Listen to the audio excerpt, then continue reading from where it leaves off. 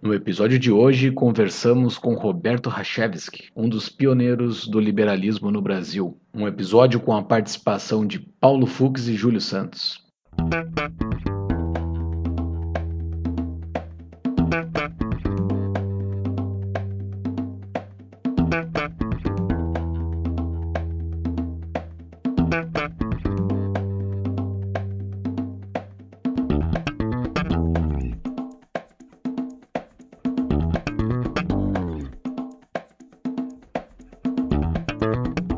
Este é o Tapa da Mão Invisível, podcast destinado àqueles que querem ouvir ideias que abalam sociedades e que não são ditas na mídia tradicional.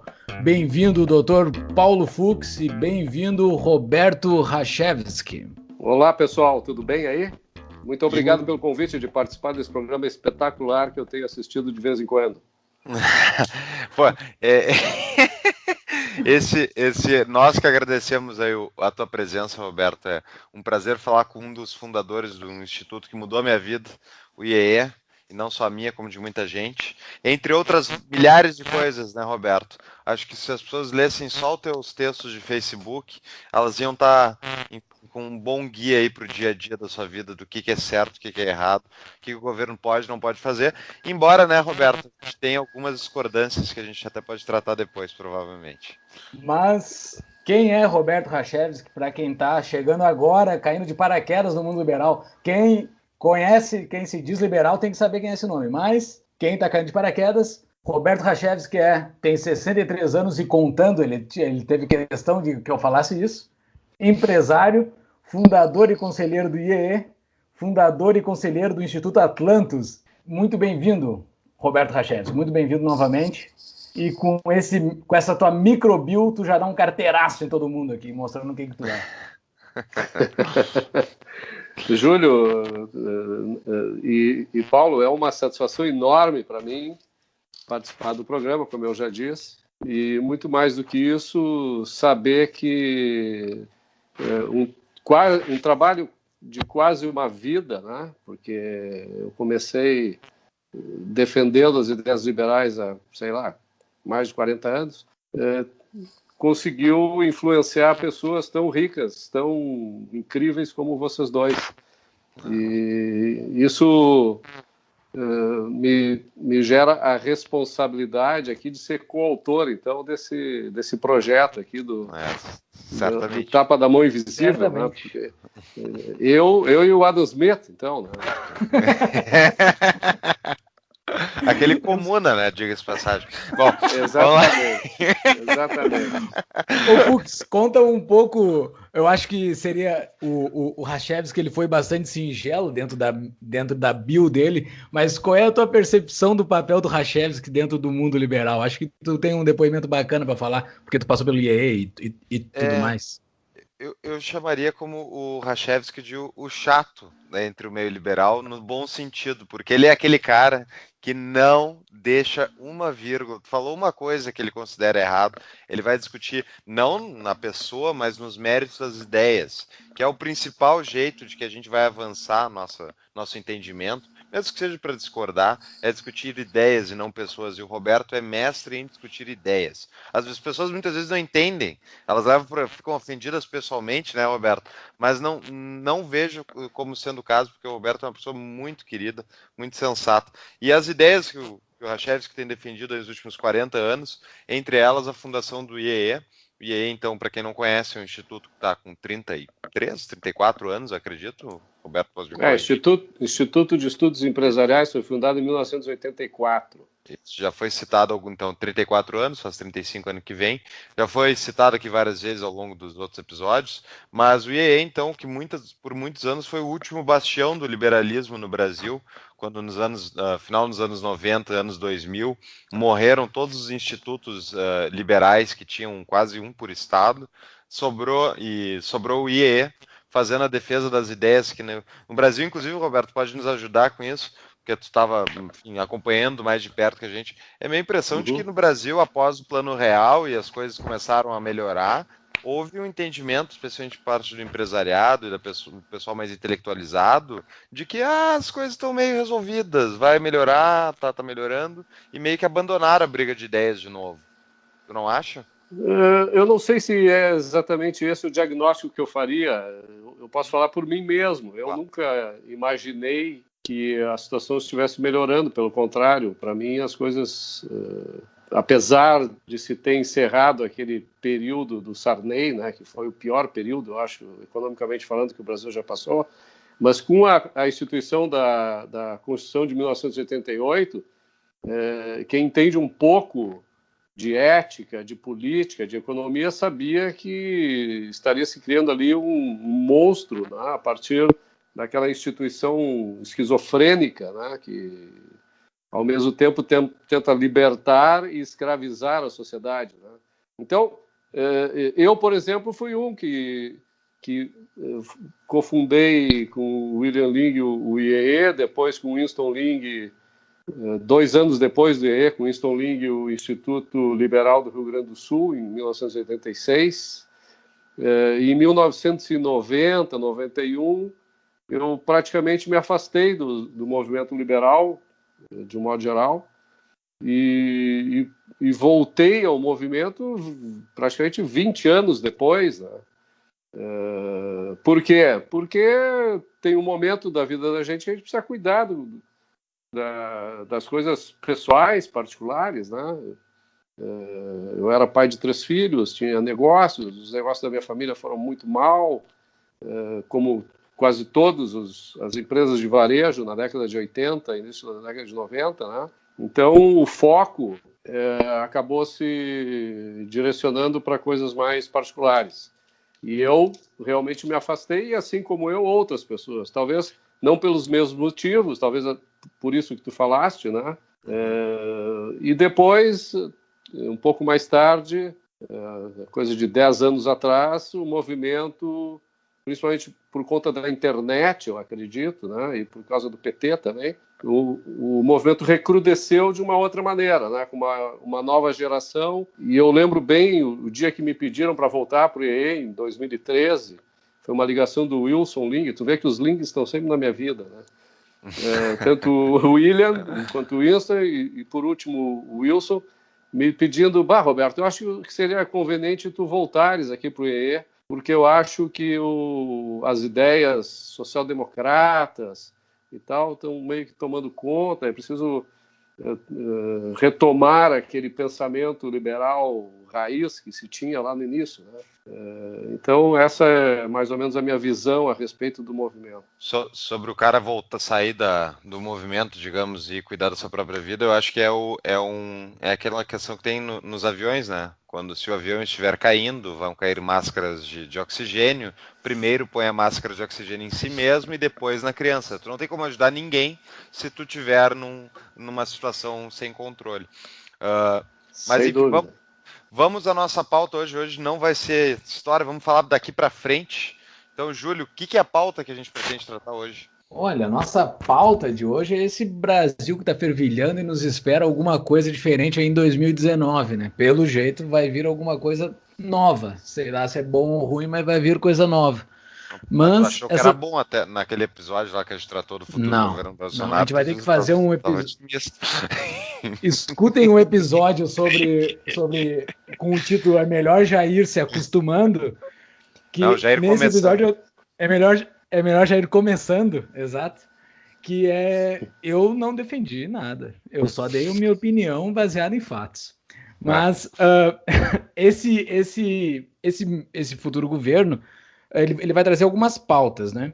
Mas antes de falar sobre essas pautas desse governo, a gente tem que falar sobre algumas pessoas e algumas chaves desse governo, principalmente os ministros que o governo Bolsonaro está colocando. Nós temos vários nomes famosos, né? Acho que vamos começar pelos 2 principais, que é o da economia e o da justiça.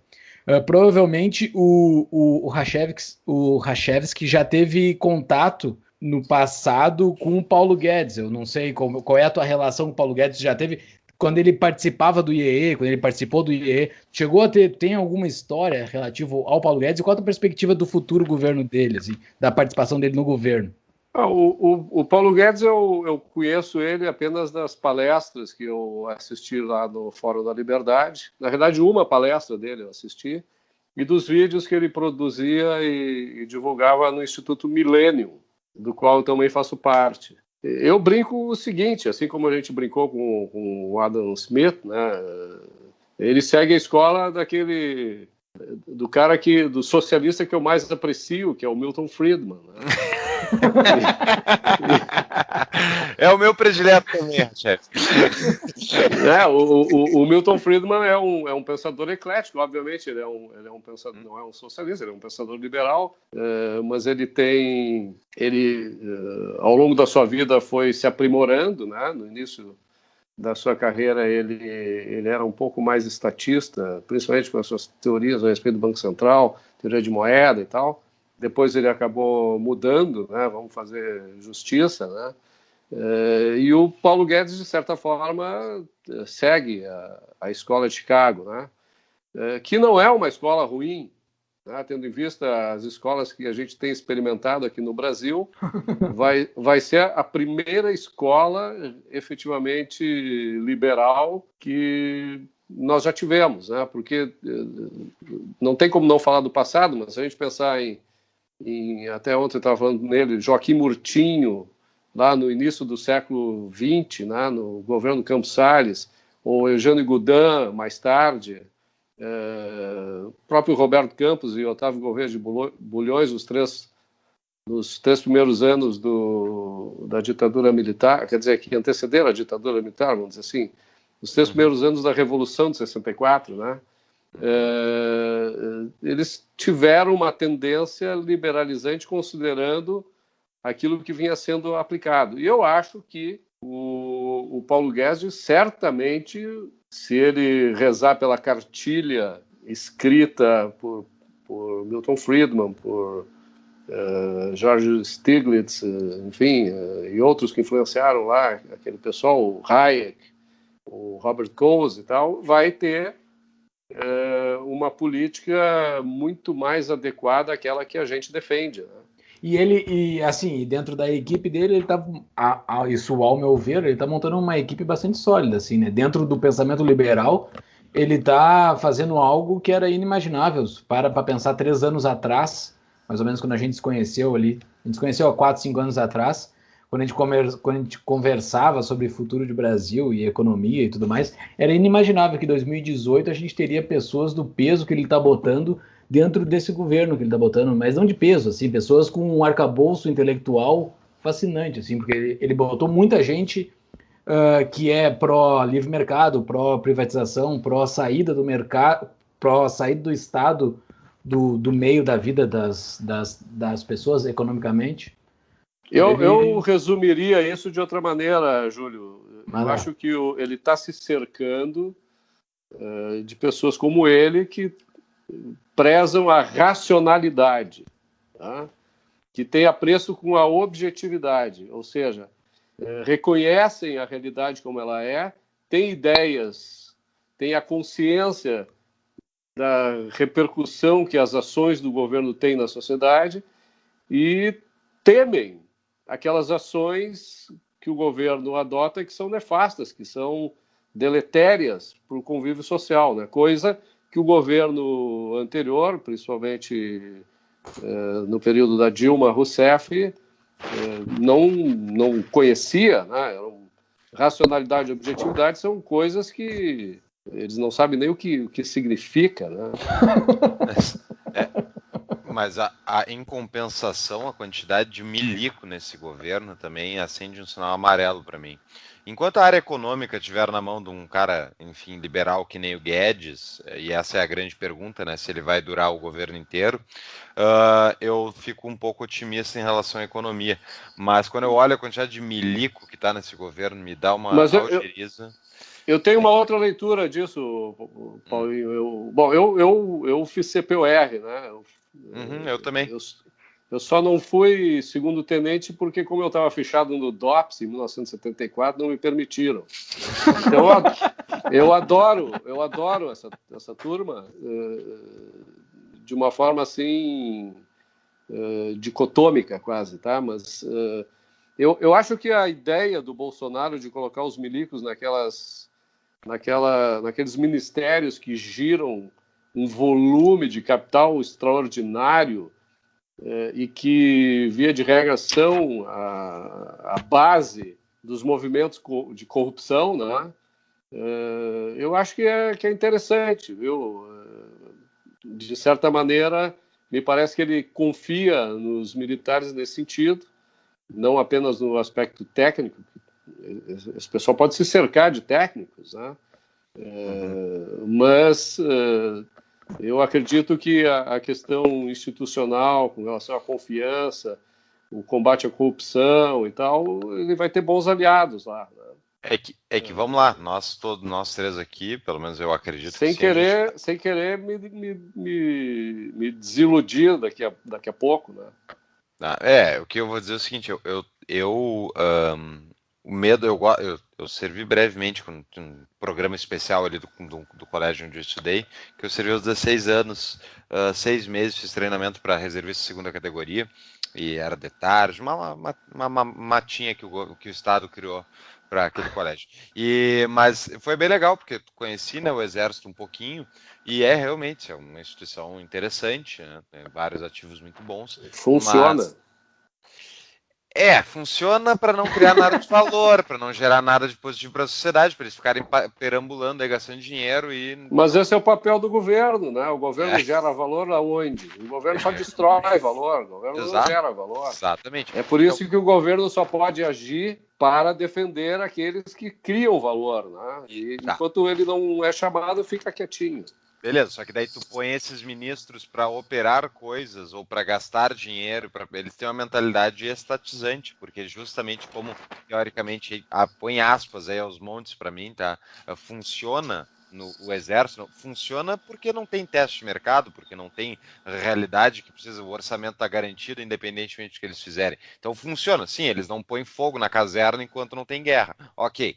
Mas esses caras para comandar ministérios, comandar gastos, ok, eles vão pensar, vou cuidar da corrupção. Mas, por outro lado, a gente teve 30 e poucos anos de governos militares. E o que eles nos entregaram? Uma sociedade completamente estatizada, no qual o Estado estava em tudo, porque o Exército comandava todas as pastas e não deixou, fora grandes empresas, não deixou o mercado respirar. A gente passou 30 anos no lixo. E sem falar a hiperinflação que eles entregaram, né? Então, isso tudo é o que me traz medo em relação a esses ministros. Mas isso aconteceu efetivamente no governo do Geisel, né? Antes do Geisel isso não era assim tão exacerbado. Mas tudo bem. Agora, eu acho assim, ó, que antes de falar dos ministros, a gente deveria falar do vice-presidente, né? Interessante. Porque o vice-presidente, que é o milico, vamos dizer assim, mais graduado, ele parece ter uma visão de mercado correta, né? Isso é porque ele citou Ayn Rand? Isso já seria muito bom, é sinal que ele conseguiu ler e memorizar, né? O pior é se isso não acontecesse. Então, é verdade. Então eu acho assim que se ele servir de guia, de prumo para os demais, dá para pensar que talvez a coisa siga um caminho adequado, né? Vamos ver. Os mais alta patente ali, claro, ele é o vice-presidente, né? Mas ele tem um outro de mesmo cargo que ele, de general de 4 estrelas, que se chama, né? Ou 5 estrelas, como é que se chama? É 4 estrelas. Não, né? 4 estrelas. 5 estrelas é marechal. Que não existe. Só em período de guerra. Existe. O marechal Humberto Castelo Branco foi presidente e era marechal, mas foi na guerra. Marechal é só em período de guerra. Tá, mas vamos falar do ministro da educação, que esse é o que eu queria comentar, mas desculpa, Júlio, tu estava falando. Não, que tem o outro, aquele de 4 estrelas que está dentro do governo, que é do GSI, né? Que é o general Heleno. Eu nunca vi nenhuma entrevista dele, assim, eu nunca entendi qual é o posicionamento dele, mas aparentemente ele é muito forte também. Ele, aparentemente, pelas movimentações que ocorrem dentro do governo, ele tem a mesma força do vice-presidente, quase. Ele queria, era o cara que o Bolsonaro queria para vice, né? Diga-se de passagem. Só que ele era do mesmo partido ali, daí não fechou chapa, né? Gabinete de Segurança Institucional, sabe-se lá o que é isso, mas... É treta! para alguém botar os amigos para ganhar salário. Ele seria ministro da Defesa e rejeitou, não sei, para ir para esse GSI aí. Pelo jeito, esse negócio é importante. Hoje, quem ocupa isso é o Ertegoyen, aquele, que é um general também, do Temer. Isso aí me lembra o CNI, né, na época do Golbery, do Couto e Silva. O que era CNI? Era a inteligência do Estado, né? Vamos falar. Mas o ministro da Educação. Esse aí, e Roberto, o que tu acha desse cara? Tu conhece ele? O nosso querido, qual é o nome dele? Ricardo Vélez. Ricardo, eu não me lembro o último, nunca me lembro o último nome dele. Ricardo Vélez Rodrigues. Ele é bastante ligado ao movimento liberal, pelo que eu sei, né? Ele escreve lá no Instituto Liberal, no Milênio e tal. Eu realmente não o conhecia, nunca tive o acaso assim de cruzar com ele em fóruns que a gente participa eventualmente, ou mesmo nos colóquios do Liberty Fund, que ele também é assíduo. E eu até fiz uma crítica a ele, né, porque ele elogiou muito o Anísio Teixeira, que foi o líder do Manifesto dos Intelectuais de 1932, que, baseado no movimento do John Dewey, o pragmático lá americano, que institucionalizou a educação progressiva nos Estados Unidos, que criou toda essa derrocada aí dos Estados Unidos de uma república constitucional para uma social-democracia, como a gente vê, né? Com a educação que ele provinha. Esse elogio que ele fez me deixou com um pé atrás, né? Porque o processo de estatização, universalização, gratuidade, as mudanças nos currículos, a centralização, o monolito que é o MEC, né? Que não se tem tido condições nos últimos anos de combater, pelo contrário, é uma bola de neve que cresce e nos sufoca, né? Foi tudo causado por aquele movimento, que depois acabou, inclusive, resultando lá no governo do Jango, na escolha do Paulo Freire como o grande patrono da educação brasileira. Né? Ele não virou patrono naquela época ele começou a destruir um pouco mais a educação. Né? E a Pátria Educadora escolheu ele. Essa é a tua única crítica ao Vélez? Se eu conhecesse mais ele, poderia criticar mais, mas é o que eu conheço a respeito. Né? Ele foi indicado pelo Olavo, né? Isso não é demérito, eu acho. O Olavo de Carvalho ele tem boas ideias, ainda que fundamentalmente tenha muitas coisas que eu não concorde com ele. Né? Eu acho que ele é melhor do que todo. E essa é a questão, né? O Júlio estava falando, não sabe se vai ser bom ou se vai ser ruim, um valor absoluto. Eu ainda arrisco valores relativos. Né? Vai ser melhor. Se vai ser melhor ou vai ser pior. Se vai ser bom ou ruim, não sei. Né? Pode ser bom, mas pode ser um ruim melhor do que era. Né? Então, concordo 100%. Eu acho que essa prudência de conservador a gente tem que ter.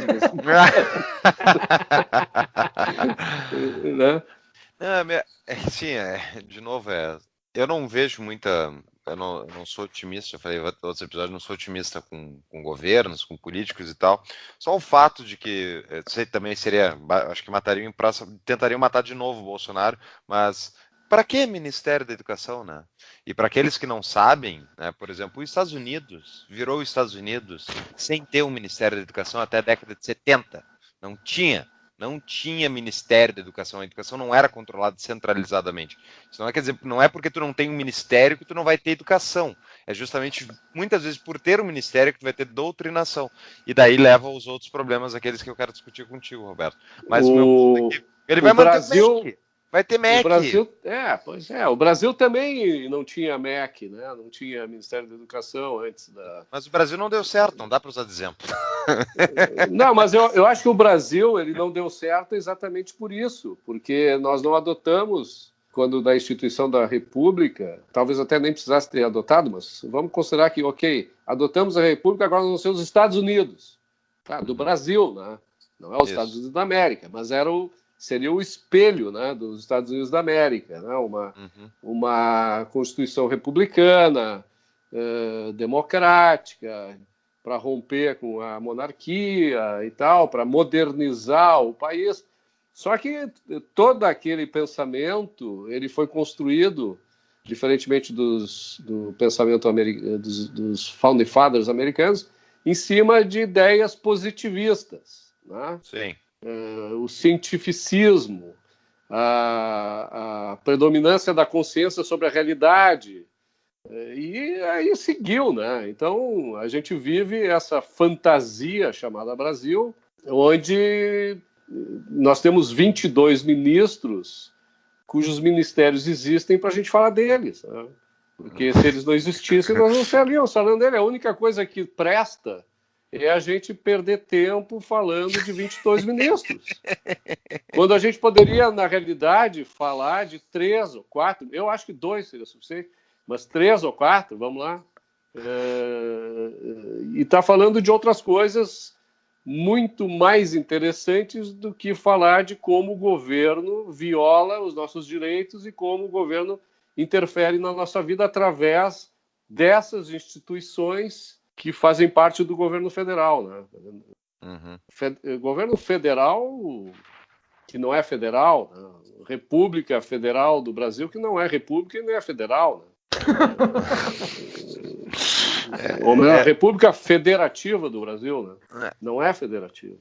Mas o problema desse, e eu concordo sempre com o que tu falou, imagina todo o esforço que é feito por parte dos próprios liberais lutando contra o monstro do Estado e tentando diminuir ele, alguns acabar com ele, né? Mas todo esse esforço para a gente tentar acordar os outros e dizer assim, olha, esse tipo de sistema centralizador, controlador, dirigista, de cima para baixo, ele gera resultados não esperados, negativos, ele gera mais problemas do que soluções, e é muito esforço para pouco resultado. A gente está sentindo agora os primeiros, mas imagina a sociedade que não tivesse que lutar com tudo isso, que foi o caso dos Estados Unidos.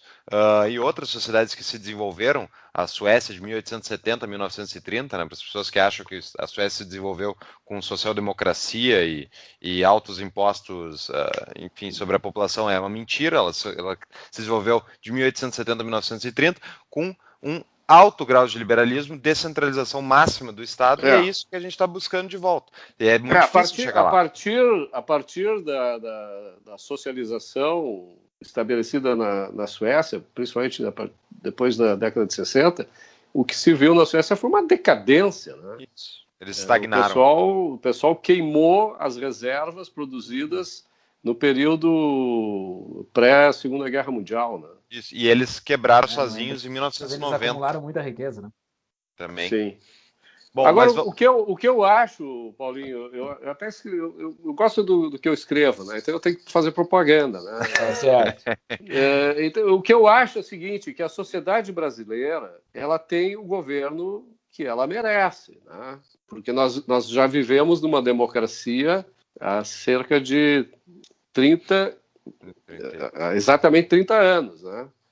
E tu conversa na rua com as pessoas entendem que o governo tem que fazer as coisas pelas pessoas, né? Tem que ser assistencialista, tem que acabar com a desigualdade social, tem que promover a justiça social, tem que resguardar os interesses dos mais pobres. Quer dizer, tudo aquilo que o governo não faz, as pessoas querem que ele faça, né? E depois dizem o seguinte, não, ele não faz porque as pessoas que estão lá não são boas. Não é por isso, né? E a gente vai ver isso no próximo governo, né? O governo só vai ser um governo eficaz se essas pessoas que forem colocadas lá resolverem fazer o seguinte: bom, a partir de hoje eu vou desempoderar-me, tá? Eu vou desconstituir o poder que eu tenho para devolvê-lo à sociedade. Alguém que passa por todo o crivo eleitoral, faz toda aquela função democrática, tu te expõe, tu entra naquele risco, vai fazer tudo isso para chegar lá e dizer, não, eu não quero tudo isso? Olha, se tiver integridade, se for um liberal íntegro, que acredita nas ideias, que está a fim de fazer com que o Brasil prospere, vai fazer sim. Se não fizer, não é um liberal ou não é íntegro. Né? Uma das coisas. Tu acha que o case de Minas Gerais vai nos trazer algo interessante para isso? Porque Minas Gerais talvez foi um dos maiores cases liberais que já existiu, pelo menos desde que eu conheço o liberalismo, assim, né?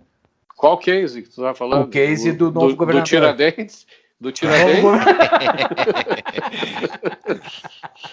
Do novo governador. Não, mas o case do novo governador não começou ainda. Não, né? Exato. Não, é o que eu tô. Eu não sei se o Zema foi eleito porque ele equivocadamente, né, vamos dizer assim, apoiou o Bolsonaro, ou porque as ideias que o Novo e ele defendem são pautas que a população apoia. Eu não sei, nós vamos ver isso depois. Sim. Mas o que eu queria dizer para vocês é o seguinte, essa é uma mensagem que eu gostaria de dizer ao povo brasileiro, aproveitando aqui o tapa da mão invisível, né? Que é o seguinte: quando você exige coisas de alguém que só pode te oferecê-las se tiver o controle sobre você, então você está pedindo para ser controlado quando exige ser atendido. Essa é a lógica que rege a relação nossa dos indivíduos com o governo, né, tia? Então, cada vez que você exige mais coisas do governo, mais você estará pedindo para ser controlado por ele. Não há dúvida com relação a isso, né? Então, quem quer um governo assistencialista vai ter um governo espoliador. Não tem dúvida com relação a isso. Eu aqui no podcast eu sou conhecido como otimista aqui, né? Porque sou pessimista e já ficou com essa pecha. Otimista com governos, né, Júlio? Essa é a diferença. Não sou otimista com governos, eu vou dizer agora, seu palastrão. O Paulo sempre fazendo as dele. Né? sempre. Ele busca a treta. Tu falou sobre o brasileiro médio, o que ele quer, ele quer mais assistencialismo, ele quer que o governo resolva os seus problemas, que o brasileiro tenha o governo que merece. Eu concordo 100% com o que tu falou. E daí, assim, eu tenho uma esperança que não é nisso, não é no voto que a coisa está acontecendo, né? A coisa acontece na cultura, a coisa acontece na mudança dessa pessoa que tem esse poder de voto ou tem o poder de não votar e tocar a sua própria vida. Como, por exemplo, eu, ao conhecer o mundo liberal e foi através de uma sementinha que tu plantou lá na década de 80, que passou de gente para gente e chegou em mim. Eu jamais ia ter o pensamento, dentro do mundo que eu vim, eu jamais teria o pensamento pró-liberdade que nem eu tenho hoje. Eu acho, e hoje eu vou aturar esse papinho de pessoas que vão tomar conta da minha vida. Isso não, eu não vejo possibilidade de alguém vir com esse papo para mim ou de pessoas que me rodeiam. E eu acho que dentro da cultura há uma esperança, dentro da cultura do liberalismo, de liberais tomando a tribuna. No último episódio nós falamos com o Fábio Osterman, e o recado que eu falei para ele no fim é: cara, eu só quero que tu vá naquela tribuna lá e dê recado liberal, não quero que tu passe lei nenhuma. Só dê o recado liberal e gere mais liberais por esse Brasil, como tu tem feito desde que começou esta trilha. Eu acho que tem esperança, cara. Eu sou otimista pelas ideias, não por políticos, Paulo Fux. Muito bom, eu concordo, mas eu queria voltar a um ponto que vocês estão comentando aí. O quanto será que as pessoas são culpadas mesmo do sistema, da democracia que elas vivem? É uma questão que eu já me perguntei várias vezes, eu não tenho uma resposta completa, porque ao mesmo tempo que eu concordo que sim, a pessoa... Tava lá o Amoedo, tava lá. Quantos votaram no Amoedo? Poucos. A maioria foi votar num filhote de um bandido, num cara que não desenvolveu o país e roubou o país, e que apoia inclusive regimes que nem o Maduro, e o outro lado, um coletivista de direita que vai mostrar, enfim, várias coisas ruins, mas tomara que várias coisas boas também, mas não era um Amoedo. E o meu medo, só que daí, por outro lado, as pessoas não escolheram Amoedo, então elas merecem. Mas, por outro lado, a máquina estatal, ela funciona na inércia. A Receita Federal está sentado lá, o auditor, o funcionário. Eles estão lá emitindo norma todo dia para como é que a tua empresa tem que operar e tal. Isso não é uma coisa regulada legalmente, digamos. Outra coisa, o Banco Central vai lá e imprime um monte de dinheiro que não tem fundamentação né, de crescimento econômico para estimular a economia artificialmente. Isso vai gerar uma recessão futura, é o que a gente está vivenciando hoje também. E hoje a expansão hoje está monetária melhor, não está está saindo nesse do buraco, nível. exato, está A saindo, mas expansão vivenciamos monetária até não está nesse... recentemente, é verdade. É. Só que o meu ponto é que, tipo, isso não foi votado lá se o fulaninho queria que o Banco Central tivesse todo esse poder. E vamos pensar em democracias mais maduras que as nossas, vamos pensar na inglesa, na europeia, americana, para falar do Ocidente, ou pegar do Japão, né? O Japão botou o Abe, esqueci, é algo Abe lá, o ministro, depois a gente põe no show notes.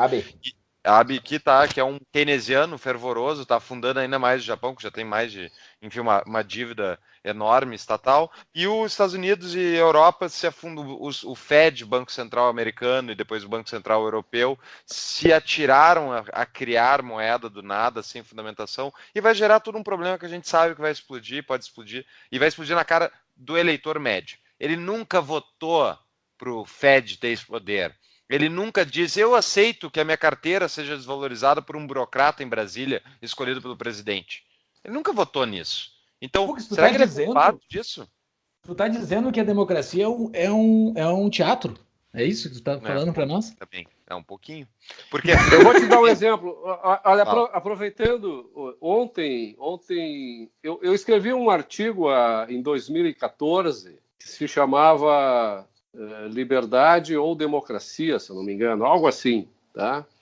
E eu assisti esses dias naquele canal Philos um documentário sobre a Revolução dos Guarda-Chuvas em Hong Kong.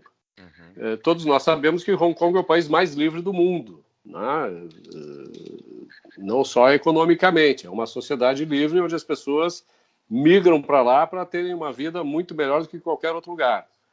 E lá não existe democracia, não existe sequer sufrágio universal, tá? O governante de Hong Kong é escolhido pelo Partido Comunista Chinês, como era antes escolhido pelo parlamento inglês, né, britânico. E as pessoas não votam no seu líder, né, portanto. E lá existe uma divisão com relação aos votos, onde 50% dos votos válidos eles são exercidos pelos 20 mil proprietários que existem em Hong Kong. Ou seja, aqueles que têm o que perder. E a outra metade é pelo resto da população, ou seja, aqueles que estão a fim de ganhar alguma coisa, mesmo que seja imerecido, tá? Através da democracia, vamos dizer assim, né? Então, tu vê assim, o movimento que foi criado lá, ele tinha duas características. Uma característica, ela se opunha ao fato do Partido Comunista Chinês escolher o cara, os caras queriam votar no cara. Tinha uma outra que queria implantar o sufrágio universal. E essa chamada Revolução dos Guarda-Chuvas, que durou 2 meses de ocupação nas ruas de Hong Kong, ela foi oposta pelos proprietários de táxis, de lojas, de barracas, o pessoal, os trabalhadores que trabalhavam na construção civil e tal, porque eles sabiam que aquilo seria uma decadência para o sistema político em Hong Kong e, consequentemente, para a economia de Hong Kong, né? A vida das pessoas ficaria pior. Então, essa mobilização com enfoques diferentes ficou muito clara lá em Hong Kong, porque há uma compreensão, vamos dizer assim, cultural a respeito de qual o papel e como pode ser pernicioso o papel do governo na sociedade. Tá? Quer dizer, a democracia, enquanto a vontade da maioria, a despeito dos direitos individuais que nós temos, é realmente um problema seríssimo. E é isso que nós vivemos no Brasil, quer dizer, e também se vive já nos Estados Unidos, né, em outros países. Enquanto a democracia for uma carta branca para que a maioria, ou melhor, uma carta branca que a maioria concede à oligarquia que toma o poder para espoliar a minoria que produz, isso vai fazer com que o país continue sendo esse atraso como a gente vê. E a mudança cultural é extremamente necessária. E como é que se muda essa cultura? Fazendo com que essa grande maioria veja que é um tiro no pé, né? Tomar esse tipo de iniciativa de curto prazo, né? E também fazer com que a minoria, os que produzem, deixem de sancionar o espoliador, o governo, né? Como vítimas que são. Tá? Sim. Então Mas em muitos países, como é o caso do Brasil e Estados Unidos, essas vítimas espoliadas, elas acabam tirando muita vantagem por colocar pessoas lá, né? Vide agora, quando o Bolsonaro estava na casa dele lá, foi uma comitiva da CNI, sei lá da onde, a Federação das Indústrias, não sei da onde. o corporativismo, né? O corporativismo. Eles têm essas vantagens em ter um apoio do governo, né? Daí eles ficam um alimentando o outro. Sem dúvida alguma. É que se tu tem assim, ó, tu tem, vamos dizer, dois tipos de governo. Tu tem o governo comunista, tá? Onde todos os bens, os meios de produção estão na mão do Estado, e tu tem um sistema capitalista onde o governo só se preocupa em defender os nossos direitos individuais, tá certo? Ele é polícia e justiça, tá? E ainda é financiado voluntariamente, só para botar uma provocação aqui no aí tu cria uma sociedade como a nossa, como a que a gente vê na maior parte dos países, que são sistemas mistos, economias mistas, né? Gera esse tipo de perversão, de distorção. Quer dizer, se o sistema passa a ser um sistema fascista, onde o governo regula tudo e mesmo assim mantém, de certa maneira, a iniciativa privada funcionando e tal, é claro que as pessoas pragmáticas, né, que não têm princípios, elas vão atrás da proteção por parte do governo dos seus interesses, né? É por isso que a gente tem que ter um cuidado enorme de não dizer que capitalismo é coisa de empresário, não é? E que a gente defende os empresários quando defende o capitalismo. Isso aí é um absurdo.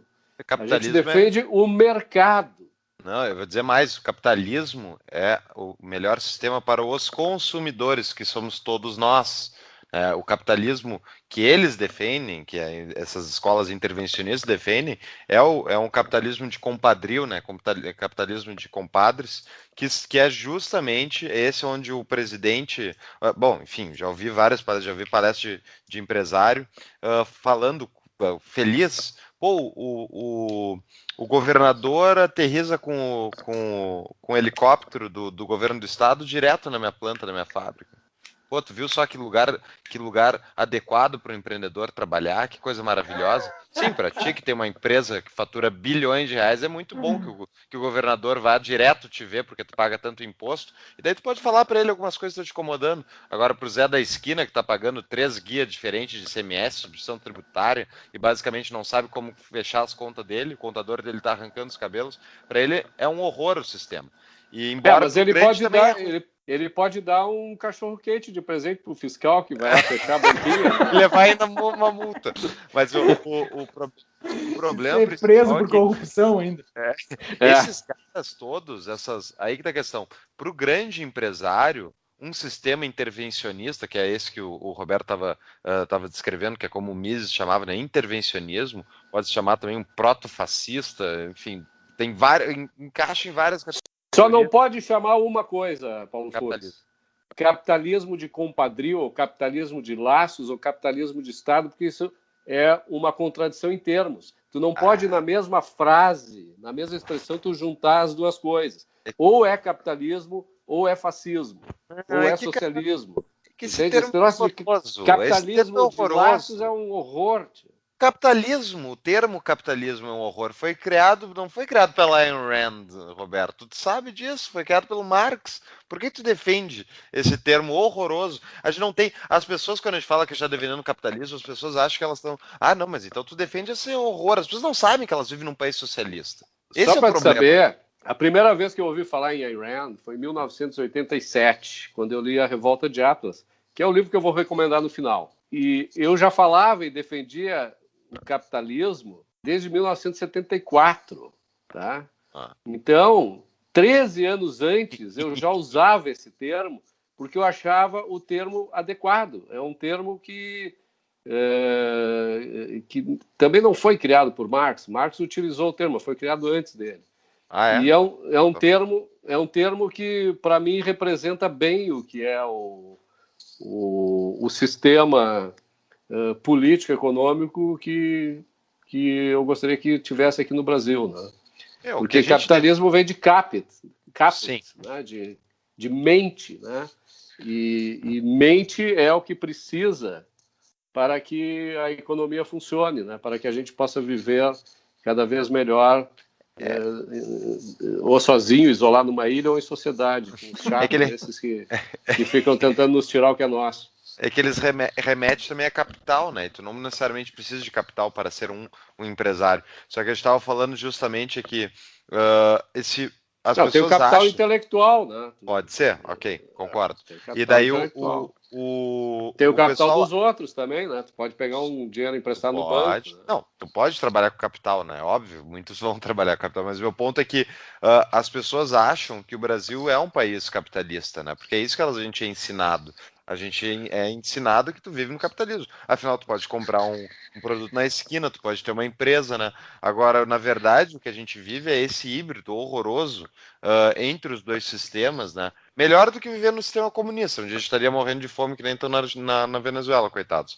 Agora, a gente está num sistema híbrido que tu não ganha o melhor do capitalismo e tu sofre as consequências ainda do pior do socialismo de várias maneiras, né? Onde basicamente não cresce, não sai do buraco, não gera emprego, não gera riqueza e o país fica nesse atoleiro eterno aí até algum dia alguém fechar Brasília, tá? Que essa é a minha esperança. O que a gente ganha do capitalismo num sistema de economia mista como esse que a gente tem é proporcional ao grau de liberdade que a gente tem no mercado, né? Ao grau de...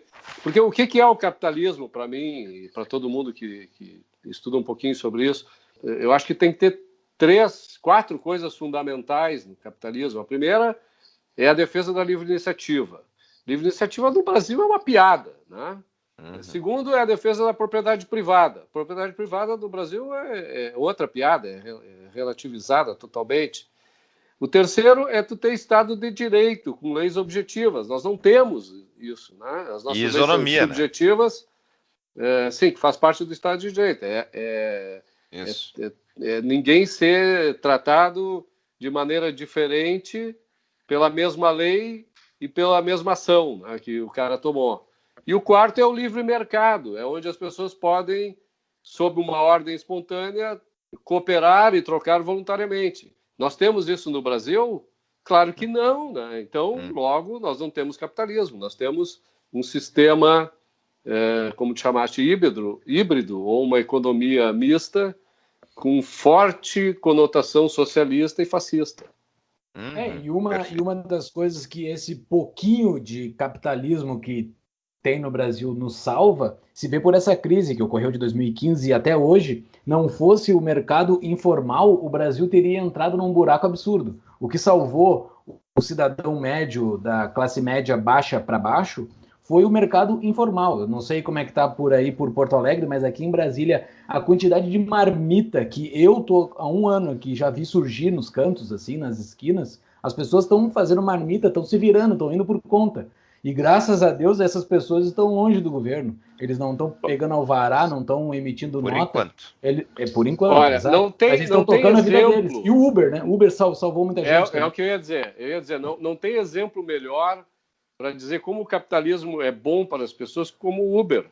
Né? Quer dizer, a partir do momento em que o socialismo, o fascismo brasileiro tirou a capacidade das pessoas de exercerem a sua livre iniciativa, de defenderem a sua propriedade privada, de viverem sob leis num Estado de Direito e de interagirem no livre mercado, restou para elas pouca coisa, né? Que não o desemprego, que não o aeroporto, ou que não trabalhar com Uber e coisas que muitas vezes não a pessoa subutiliza o seu potencial, né? Isso a gente vê muito em Cuba, né? Em Cuba não tem Uber, mas tem os carros de aluguel, né? Então tu anda com engenheiro, com médico, que o cara ganha, sendo médico, $25 por mês e ganha lá $20 por dia sendo motorista de táxi e tal. A mesma coisa é aqui, quer dizer, os carros de aluguel de Havana, e eu estive lá um ano atrás e vi isso, eles são os nossos Uber aqui, né? Sim. E lá são privados, né? Tem privados e tem estatais. Né? E assim, dentro do nosso tema, dentro do nosso que nós estamos conversando aqui, eu acho que de tudo isso que nós falamos da teoria da liberdade, que nós conversamos agora, acho que tem muito a ver com aquilo que tu falou lá no início, né? Não é que o governo próximo vai ser bom ou ruim, mas ele vai ser melhor. Aparentemente, teremos a maior possibilidade dentro desses teus 4 pilares aí, maior possibilidade de empreender, mas aparentemente vai ter mais livre iniciativa, vai ter mais respeito à propriedade privada. Aparentemente a gente vai andar para um caminho melhor do que nós estamos hoje, aparentemente. Eu acho que se o Paulo Guedes começar abrindo o mercado internacional para o brasileiro, né, que hoje é o país mais fechado do mundo, assim, um dos mais fechados do mundo. A partir do momento em que tu empreender e tal, for permitido, que as leis essas todas que tolhem a livre iniciativa. Porque eu tenho uma outra ideia que é a seguinte: o governo é grande, o governo toma uma grande parcela da nossa renda, né, da nossa riqueza, e o governo está quebrado, não só o governo federal, como o governo estadual, aqui do Rio Grande do Sul, principalmente. Agora, o grande problema não é esse, fundamentalmente, para mim. Para mim, o grande problema é que não só eles nos tomam o que a gente produz, como não nos permitem produzir muitas vezes mais do que é permitido atualmente, dada o quadro de restrições, né, para a livre iniciativa. Imagina um Brasil livre, nós ia pagar esse governo de olho fechado, né? Tinha os caras que brinquem lá com 10% da nossa renda lá e tal. O problema é conseguir fazer com que eles se contenham com os 10% de 4 vezes mais, né? Tu conhece algum parasita que susta o seu próprio crescimento, Roberto? Eu não conheço. Olha, se tu analisar países como a Estônia, como Nova Zelândia, como Austrália, como Israel, como outros, houve uma redução da participação do governo na renda nacional, né? Então é possível. É possível. Agora, tem que ter uma cultura por trás, né, que faça com que as pessoas que vão para o governo temam as vítimas, né? Tem que temer as vítimas, não tem que ter a sanção das vítimas. Isso aqui, para mim, é fundamental. O problema eu concordo que tem países que fizeram esse caminho de volta, né? Só que daí botar numa questão histórica de foi em décadas, né? A Nova Zelândia elegeu, foi esse ano, tá no poder, mas se tu tirar a primeira-ministra da Nova Zelândia e botar no Brasil, ela é a Dilma melhorada no sentido que ela tu pega o Chile, o Chile era comunista. Aí entrou lá o Pinochet, que era um conservador militar, desse que tu não gosta, e jogou um Paulo Guedes lá para administrar a política econômica, né? O Paulo Guedes, do Chile, lá em 1973, botou o Chile em ordem, né? E o Milico lá, chileno, que era ministro do Allende, que deu golpe, né? No Allende, acabou fazendo com que o Chile adotasse o caminho correto. Agora, isso é importante saber, né? Porque se tu tem um estatista, um conservador, um cara assim que... Conservador no mau sentido, vamos dizer. Um nacional socialista, não nazista, como é que eu vou dizer? Um nacionalista que gosta que o governo intervenha, né? Um nacionalista assim, intervencionista. Tá? Ok. Ou um tirano, como o Pinochet. Se tu coloca um liberal para gerenciar o sistema econômico com o poder de fazê-lo, ele livra a sociedade do tirano, tu entende? Sim. Talvez até contra a vontade do tirano, Sim. O tirano não percebe. Né? Eu tenho muita dúvida se o Pinochet fazia ideia do que ele estava fazendo, porque isso eu não vejo, nunca li um estudo científico a respeito disso, é puro achismo, mas eu não vejo como tu ter um sistema de economia livre e tu não ter um sistema político livre.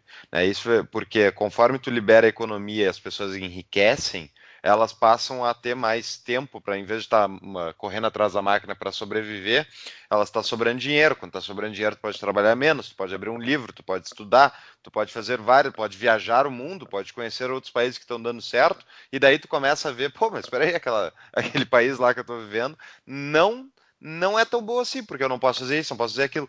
E esse é o grande problema, que a China, por exemplo, é aí o grande experimento, ao meu ver, do século XXI, é a China com alguma liberalização econômica que ele fez nos últimos 40 anos, embora tudo ainda seja concessão estatal, não é propriedade privada, então eles podem retirar Não, isso. teve uns 15 anos que não era concessão, né? Que Tá, tu no entrava início lá lá do e Deng fazia o que tu Xiaoping. quisesse. Sim, só que agora... Na década de 80, 90. E daí o que acontece? Eles estão lá num processo de controle máximo de uma economia um pouquinho mais aberta do que historicamente, né? Então a dúvida é se vão conseguir manter. O Pinochet não conseguiu. E a dúvida é se outros conseguiriam. Por isso eu concordo contigo, Alberto.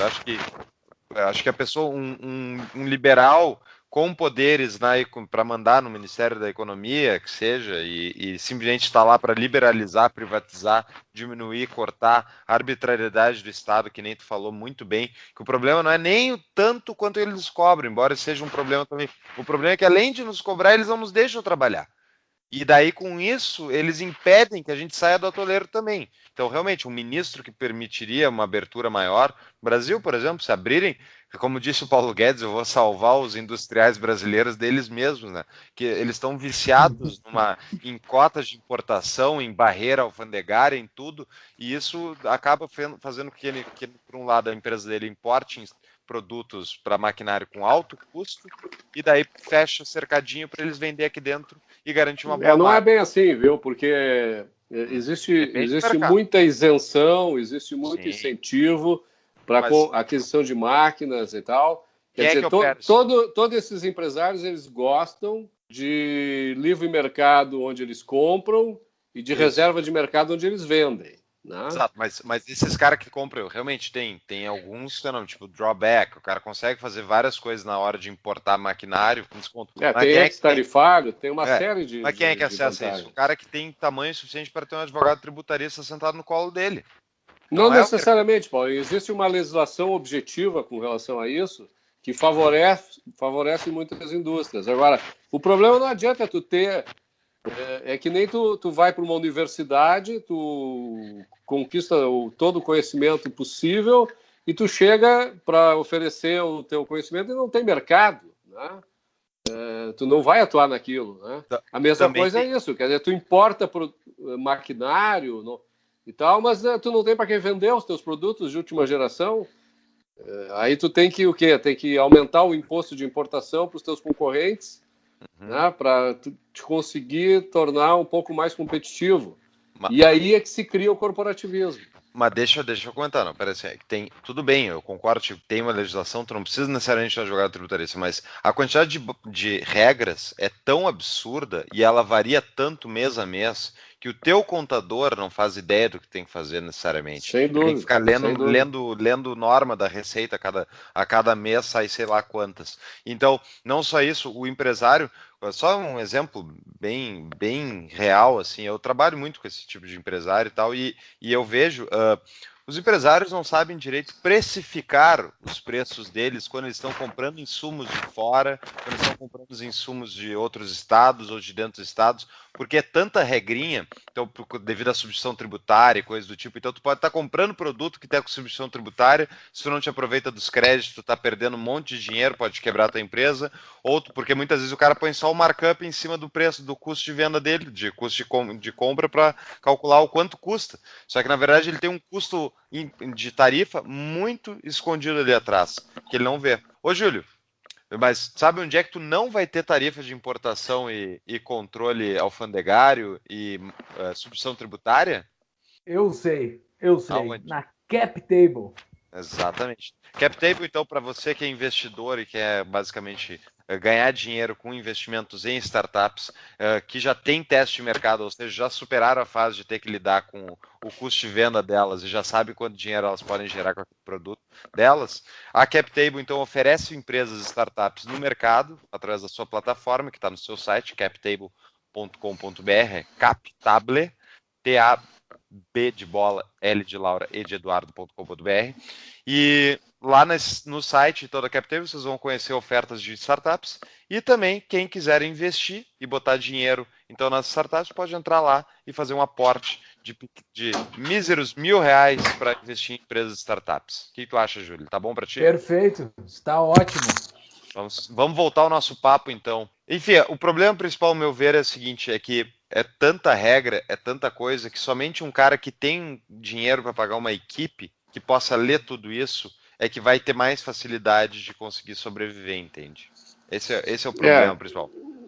E isso cria as nossas guildas modernas, né? Quer dizer, essas corporações, advogados, contadores, despachantes, enfim, corretores, toda essa turma que acaba se aproveitando dessa complexidade artificial criada pelo esforço do governo de controlar a sociedade, né? Então, a gente tem que contratar esse pessoal. E no Brasil isso é intensificado, né? Porque eu tinha um professor meu... Eu estou falando do Brasil. Tinha um professor meu que falava que a profissão de despachante existe somente no Brasil. Eu não sei se isso é verdade. Não é verdade. Não, nos não Estados é Unidos verdade? também existe. Nos Estados Unidos também existe. Onde existe divisão do trabalho, tá? Via de regra existe esse tipo de coisa. Né? Onde tem governo, onde tem fronteiras e tal, sempre tem. Mas nos Estados Unidos isso também ocorre. Mas agora, no Brasil, é um absurdo. Né? Em termos econômicos, se chama custo de transação, né? São atividades que não geram riqueza, elas simplesmente são atividades necessárias para operar o sistema. Então, contador, advogado, esse tipo de coisa. Mas não que seja culpa deles, eles aproveitaram um mercado artificialmente criado pelo Estado para ganhar dinheiro. E eu, inclusive, eu acredito que advogados geram valor basicamente, quase em somente uma situação. Que vamos ver se o Roberto concorda comigo, que é o advogado tributarista, porque ele basicamente luta contra o Estado no achaque que o Estado faz mensalmente. Cada real que ele recupera para o empresário da extorsão sofrida no mês anterior, ele está gerando riqueza, porque ele está tirando dinheiro de um ente não produtivo, que é o Estado, que não gera riqueza, para uma empresa que gera valor. Tu não acha, Roberto? Não, eu não acho. Por que não? Eu quero ouvir porque agora. A riqueza já havia sido criada. Né? Nós estamos falando aí de redistribuição. Quer dizer, redistribuição, no caso reversa. Né?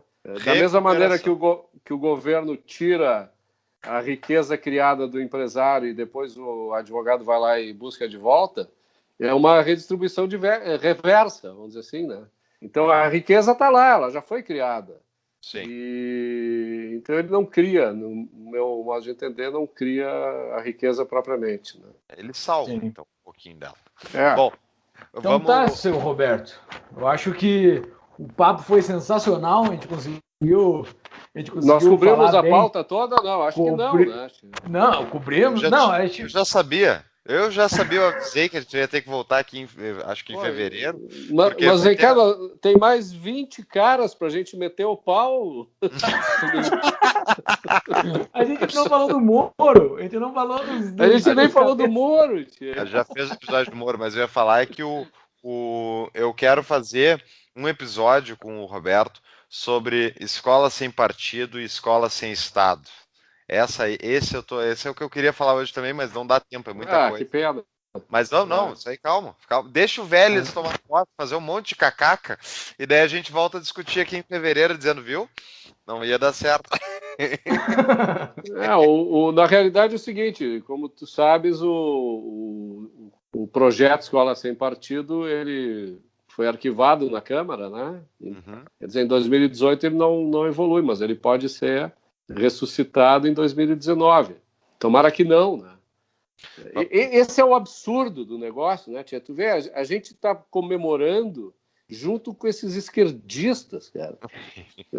O triângulo, esse é infeliz, né? Porque o ataque à liberdade das pessoas, que o Escola Sem Partido promove, no meu modo de entender, ele faz com que a gente seja jogado para ficar do mesmo lado desses caras que defendem doutrinação, que não sabem o que é racionalidade, que não sabem o que é objetividade.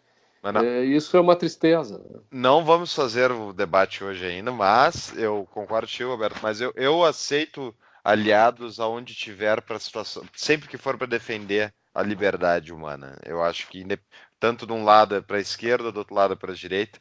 E aí que está a questão, as pessoas não é como se 99% da população pensasse de maneira, né, única, de uma maneira. Eu acredito fielmente 100% nisso. Pessoas esclarecidas, que nem tu, né, Rachevski. A maior parte das pessoas nunca abriu um livro.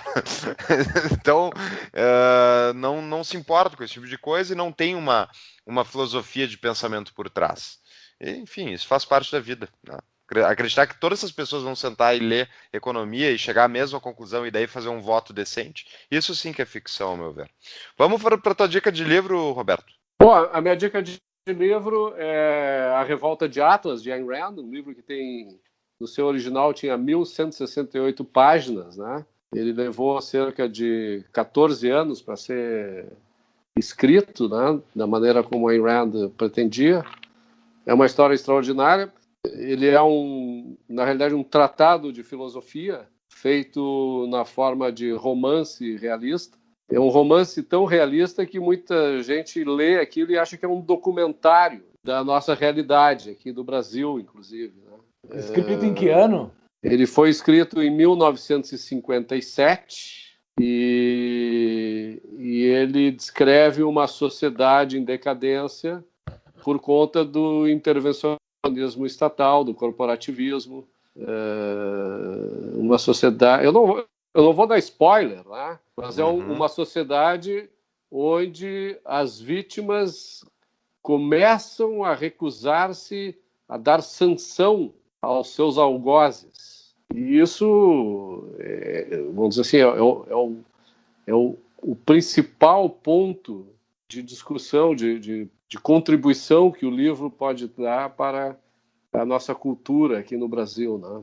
O individualismo sendo colocado acima do coletivismo, né? Ou seja, o indivíduo como um fim em si mesmo, não à mercê da sociedade, que é essa coisa abstrata, que ninguém sabe o que é, né?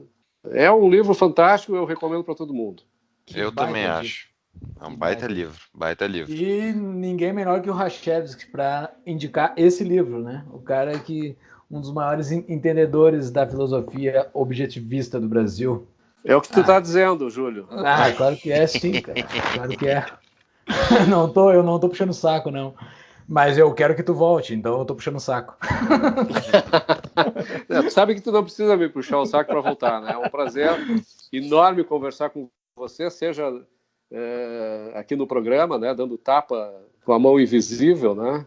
Tapa da mão invisível, né? Ou com a mão invisível mesmo. Em toda essa esquerdalha e esses coletivistas, estatistas que tratam de perturbar a nossa paz e de sugar as nossas energias, né, da maneira que eles conseguem. Né? Exatamente. Tá bom, Roberto? Foi um prazer e espero realmente estar de volta aqui para a gente falar sobre o que é mais importante para mim. Na realidade, é onde eu acho que o governo deveria ser separado em primeiro lugar, né, que é na educação. Mas o partido mais liberal aí defende que tem que ter mais Estado, né? Então o Estado tem que se preocupar com o mais importante, né, Roberto? Educação, saúde e segurança, é para garantir que não tenha nenhum dos três. Mas enfim. Isso a gente pode discutir um pouco mais profundamente no próximo programa. Com certeza. Isso mesmo. Há controvérsias. Há controvérsias. Eu também discordo disso que eu falei, tá, pessoal? Calma. Tá? Um abraço, Roberto. Muito obrigado pela tua participação. Obrigado, pessoal. Então tá. E só um recadinho final, quem está nos escutando aí, acesse as nossas redes sociais pelo Instagram, Facebook, Twitter, para ficar sabendo quando tem novos episódios. Nos siga no Spotify, SoundCloud e iTunes. E acesse agora as nossas show notes, né, as nossas notas de cada episódio, vai ter, porque houveram alguns feedbacks no episódio sobre o Trump, reclamando que... O episódio 8. É o episódio 8 que a gente estava inventando dados, ou enfim, não era achismo, e tá lá para quem quiser ouvir, tá, e quiser ler, estão lá as referências daquilo que a gente falou, e eu até vou pedir pro Roberto depois para ele me passar qual é o nome certinho da revolução, do documentário que ele viu da Revolução dos Guarda-Chuvas, vou colocar o artigo da Suécia e o que mais a gente pensar aí pra gente ter no nosso site, quem quiser ler um pouquinho mais, estudar o que a gente comentou. www.tavadamanhoinvisível.com.br, lá e no link episódios estão os nossos show notes. Tá bom? Qualquer coisa é só mandar uma mensagenzinha para nós, entra em contato. Era isso, muito obrigado pela audiência. Valeu, Roberto, valeu, Paulo. Até breve. Um abraço a todos. Abraço.